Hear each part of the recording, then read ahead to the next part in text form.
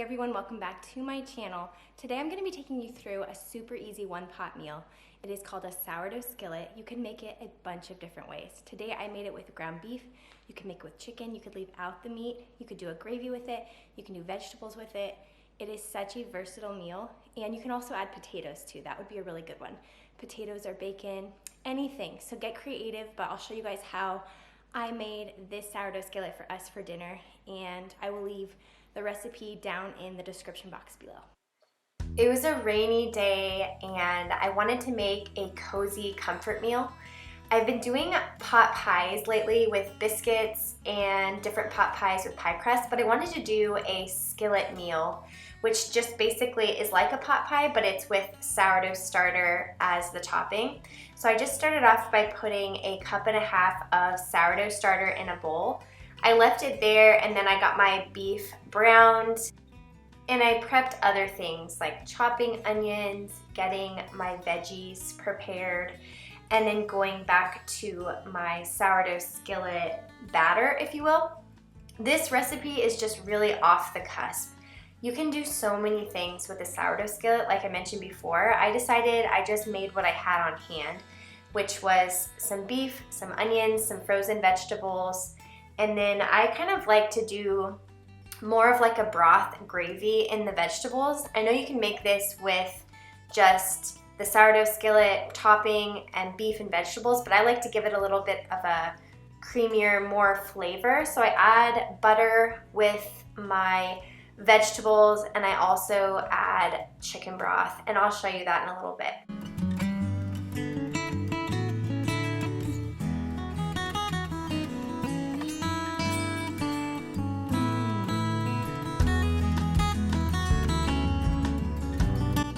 I added in roughly 3 tablespoons of melted butter onto my sourdough starter, and then I added in some spices, herbs, and salt, and then I stirred it all together before I added in 3 eggs.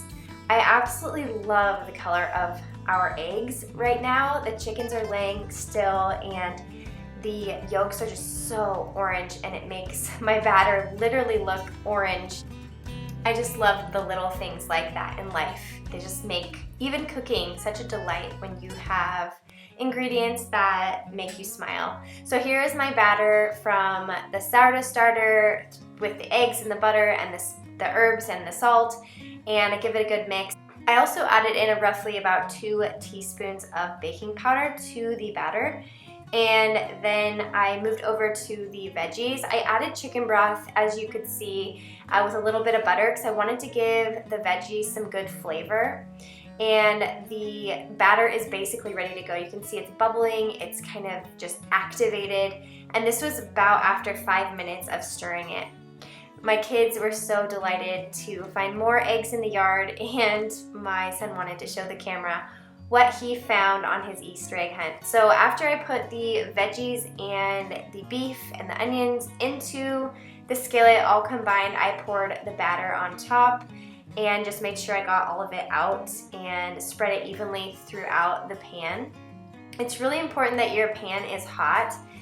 So I like to use the pan that I cooked the beef in because it usually cooks the longest and it's hot. So you want your pan to be hot so it doesn't stick. And I incorporated the veggies back in and then did the batter on top, and then I shredded cheese on top before I put it in the oven.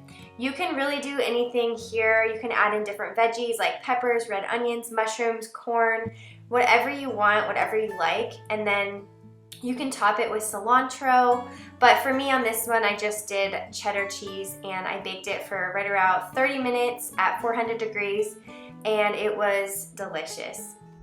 It's a really easy meal for a busy weeknight when you don't have time to ferment anything with your sourdough starter and you want a meal that is healthy. I also really love this as a leftover. It makes really, really good leftovers, so we've been enjoying those for the last few days.